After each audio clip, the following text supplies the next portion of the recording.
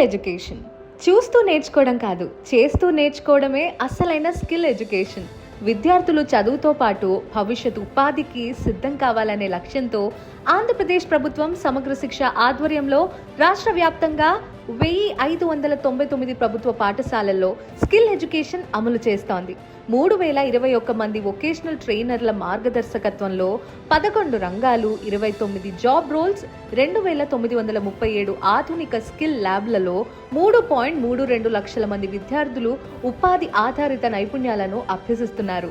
26 జిల్లాల్లోని 957 ప్రభుత్వ పాఠశాలల నుంచి 27,583 మంది విద్యార్థులు 7,445 సంస్థల సహకారంతో 80 గంటల ఇంటర్న్షిప్ పూర్తి చేసి సర్టిఫికెట్లు, టూల్ కిట్లను అందుకున్నారు.